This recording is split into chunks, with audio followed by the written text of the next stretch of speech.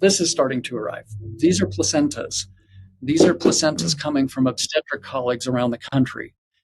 These placentas are the wrong size for the gestational age. These placentas are calcified.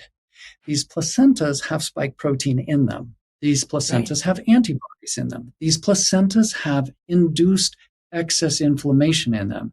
This particular one is from a nurse, hospital, 8 months pregnant, required to get the jab to keep her job.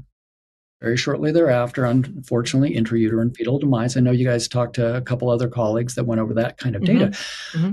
So certainly the data paints a picture, but more importantly, the pathology mechanisms are already identified, and just more studies need to be done from these. So what I encourage is any medical colleague anywhere in the world, find your pathologist, say, here's the list of stains, start ordering them, start looking at these things in the tissue of the deceased, start looking at these in those fetuses that don't make it to full term, start looking at those placentas.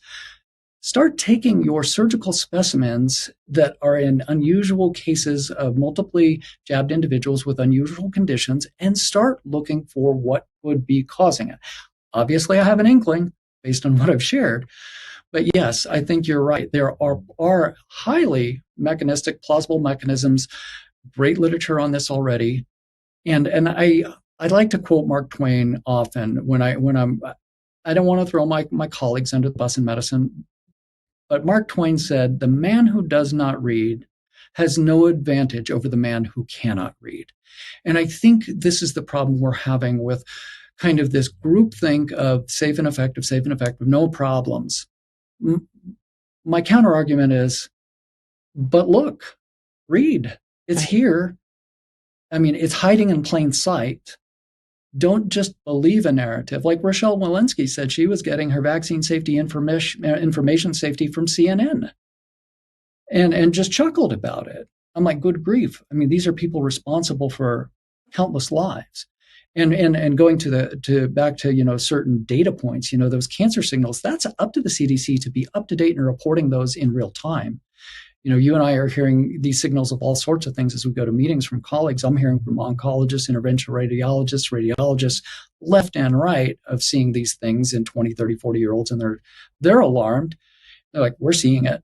I got a call from an OB, I won't say in which state because she is, a tall blade of grass, but she said, is there a better system than VAERS? Because I am seeing leiomyosarcomas in the vaginal tract and in the uterus at rates I have never seen in my career.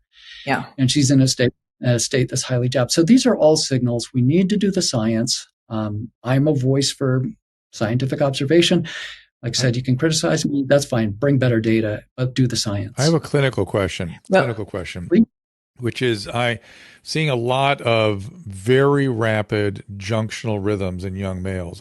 I've been thinking that it was probably some unseen, subclinical myocarditis, but the anatomy is so specific. I mean, it's so weird to have these recurrent junctional rhythms. I mean, it's not strictly SVT, it's junctional. And is there anything about the endothelial supply and the blood supply to that node in your mind, as you think about it, that could explain, how the endotheliitis could explain the high junctional rhythms? Absolutely. And that's, again, goes back to that CD147 receptor, the pericytes. So these little supporting cells that surround the smaller blood vessels, they're replete with that receptor. So wherever we find that receptor, and there was a good paper that came out just a week or two ago showing the preferential binding of S1 to that pericyte. Now we have pericytes in our capillaries in our brain as well. So I think there are two mechanisms there. One, it is concentrating the amount of spike in that pericyte, which allows it to transverse that wall into the surrounding tissues. Yes. And number two, you also have portions of the brainstem responsible for rhythm in the sense of hearing. And so same thing, those pericytes in the brain, that CD147 receptor, that spike binding to those areas. Now you have two potential mechanisms of action for these arrhythmias and SVTs, et cetera, to be happening.